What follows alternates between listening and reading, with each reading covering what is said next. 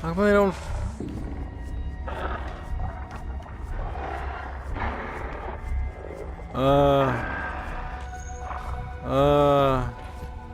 No! You don't see me! What's up, you crazy bastards? Welcome to another episode of Obsessor Forever, and I am your host, the Obsessor. My current obsession is Robinson The Journey. It's a 4 to 6 hour tale about a small boy that crash landed on a planet inhabited by dinosaurs.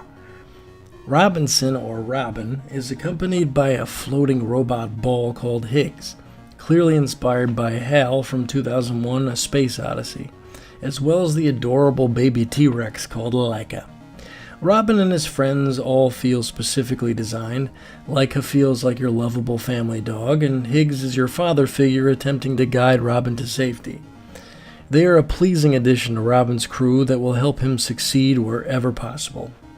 Robinson The Journey seems like an odd title once you realize a lot of Robin's goals are arguably done out of boredom. What? I'll add that one straight away. Fucking hey, man. That's finally done. Fuck shit. Got that more. I got that most data in my computer. I know all there is to know about moles. I'm a mole expert. The ending will reveal a bigger picture, however, but considering you're really only completing these tasks because you pretty much have nothing else to do, and though they do hold my attention, perhaps Robinson's loitering is a little bit more appropriate. This isn't exactly a bad thing, though, as it's probably the most accurate use of time for anyone stranded on an unknown planet. You can spend time playing fetch with Laika, playing hide and seek with Laika, playing basketball with Laika, documenting the different species of creatures on the planet, and even fish.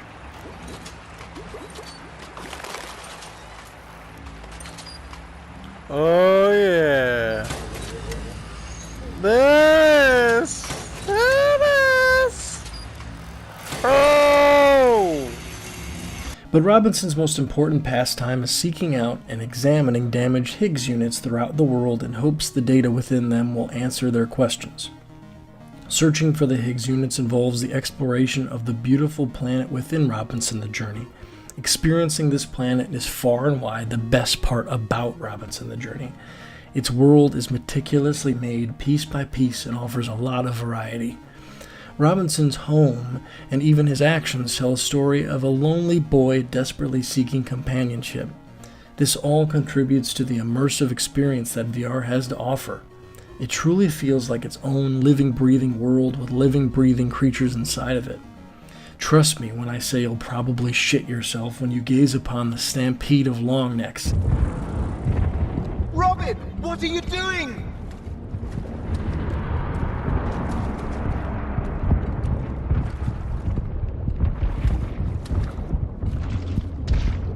Too scary.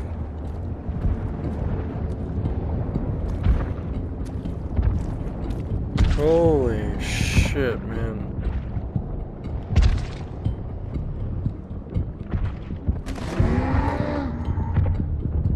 And it's not uncommon to look off into the distance and see vast mountains of massive sections of crashed space station perfectly blended together, now that nature has begun to take it over. Above all else, you should look at Robinson The Journey as an opportunity to experience a planet inhabited by creatures long extinct. Sadly, however, this is about where it ends. Prepare yourself to, on occasion, forget all about this beautiful world you've been transported to and be painfully reminded of how uncomfortable your neck can get when you stare upward at ledges.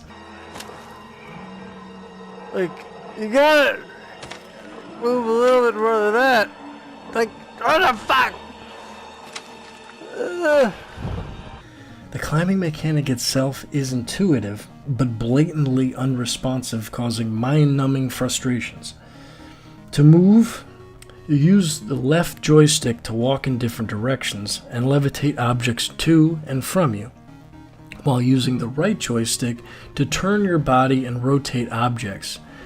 Turning your character is done in such small paces that it forces you to tap the right joystick repeatedly like a button to turn around. Switching back and forth between these mechanics seems unnecessarily clunky to me, but thankfully there is really no reason for you to be required to quickly turn around in the game, but it can make lugging objects around highly confusing. Where'd it go? Where did Debris go? No. Oh. What? That's not the deal we made, Debris. You're supposed to listen, and I walk on your face. Perhaps it was done this way because you also have to take into account moving your head in VR changes the camera angle, but I feel there had to have been a less frustrating mechanic that Crytek could have tried.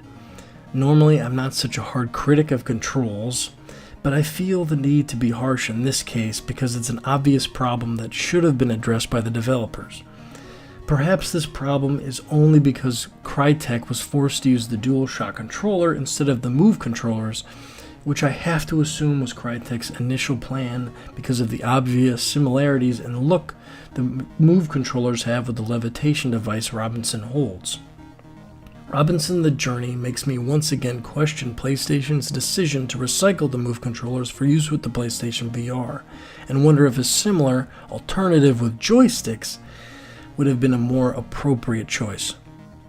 Controls aside, Leica's involvement in the game's puzzles was not fully capitalized.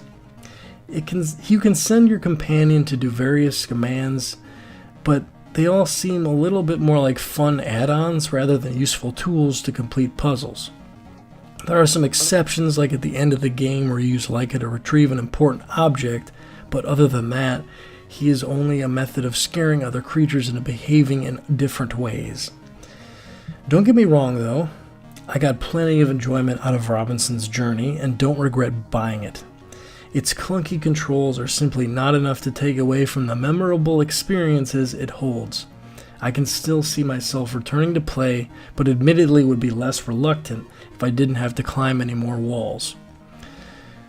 If you're able to look past some of the controls that are hopefully going to be fixed in future updates, I still recommend buying Robinson The Journey, but I would wait until the price drops from $40 or maybe just until they fix the issues. For those reasons, I'm giving Robinson The Journey for the PlayStation VR a 6 out of 10. That's all I got for you today, everybody.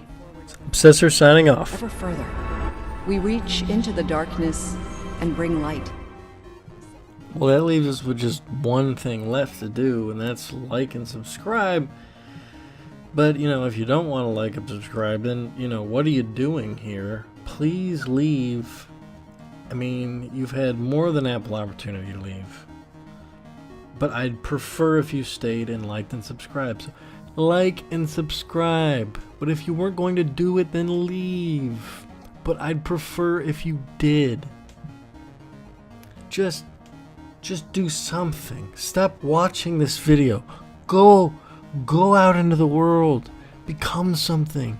Become something great. Become something grand. And subscribe to my video.